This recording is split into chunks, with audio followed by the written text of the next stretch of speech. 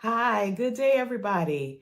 My name is Brina, and I want to welcome you to this week's edition of the Midweek Motivation. We come to you every week in the middle of the week with the word to encourage you, to inspire you.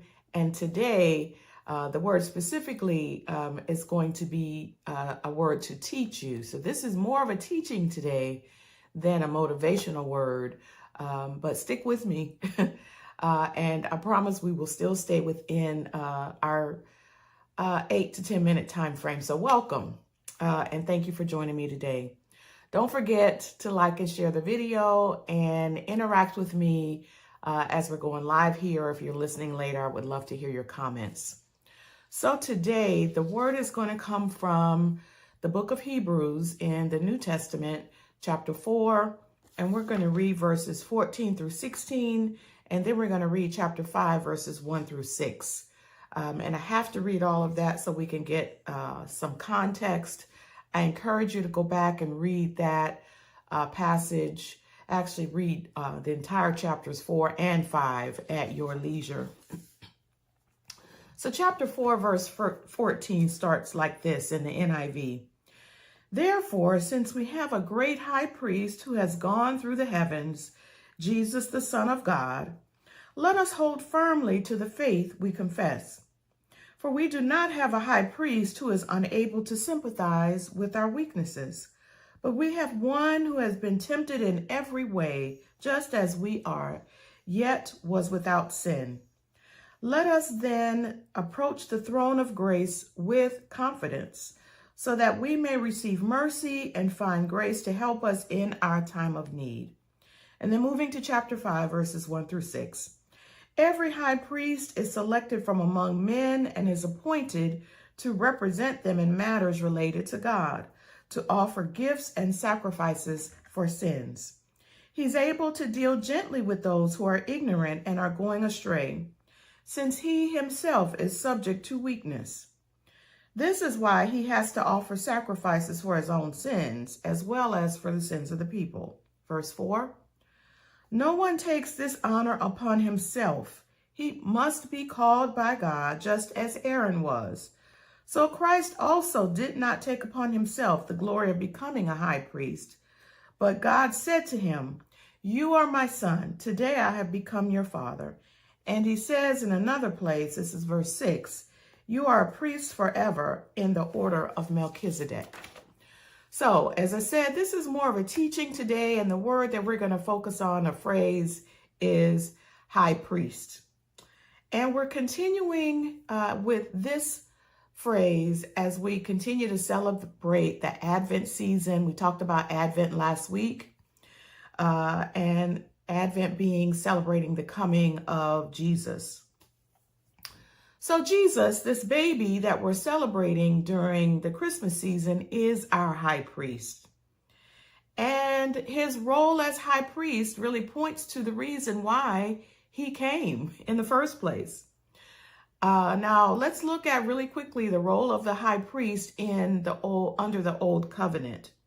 That person was to offer sacrifices on behalf of the people to cover or to atone the sins of the people.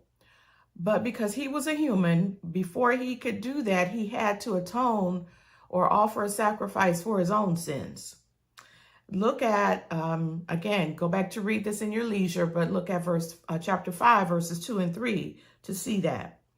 Also, under the Old Covenant, the high priest was chosen by God to fulfill this role. So not everyone could be a high priest. Not everyone could be a priest. No one can just say, "Hey, I volunteered to be a priest." It didn't work that way. You had to be born in the tribe of Aaron. That tribe was selected by God to serve in the priestly role. So no one else could be a priest or even a high priest. So how does the role of high priest in the Old Testament connect and compare to Jesus as our high priest? Because Jesus is our high priest, he offered sacrifices to not only cover, but wash away our sins. And in fact, he offered the ultimate sacrifice. The priests in the Old Testament had to continually offer sacrifices. Jesus only had to offer his sacrifice, which was his life, once and for all. So no going back into the temple to re-offer the sacrifice. He died for our sins once and for all. A little bit of a difference here is because Jesus is without sin, he did not have to atone for his own sins. He came into the world sinless. And so that's why he was able to offer sacrifices on our behalf, because he was a blemishless, spotless sacrifice, which was the requirement in the Old Testament.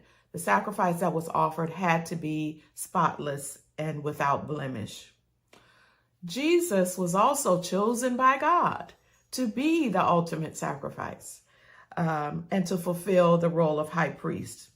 So he was sent from heaven in the form of this baby that we celebrate during the Christmas season. And he grew up as a man so he could understand what we go through as human beings. Go back to Hebrews 4:15. In fact, I'll read that really quickly. For we do not have a high priest who is unable to sympathize with our weaknesses, but we have one who has been tempted in every way, just as we are, yet was without sin. So Jesus came into the world, he lived as a man, and so he understands what we go through as human beings. The difference is he had that human experience without sin. And so because he was a man, he understands what we go through. And because of that, we can approach him with confidence, it says in the King James, with boldness, it says in the NIV, to meet our needs. So as we're continuing to celebrate this Advent season, I want us to meditate on the fact that this baby that we're acknowledging and celebrating, he is our high priest. And he loved us so much that he was willing to be the ultimate sacrifice, to die so that we could have everlasting life and have our sins washed away. He died in our place so that we wouldn't have to. So celebrating the Advent season and Christmas Day is really just the beginning of celebrating our high priest, Jesus Christ, and what he was able to accomplish while he was here on earth. And don't forget, because we are believers in Jesus Christ, we can approach the throne of grace boldly, as it says in Hebrews 4:16. We can approach him with boldness, with our requests, knowing that he will extend mercy and give us grace to help us in our time of need. So the word for today, or the phrase for today, is high priest. Jesus is our high priest. And as we are in this season, let's celebrate that today. God bless you. Thank you for tuning in, and we'll see you again next week.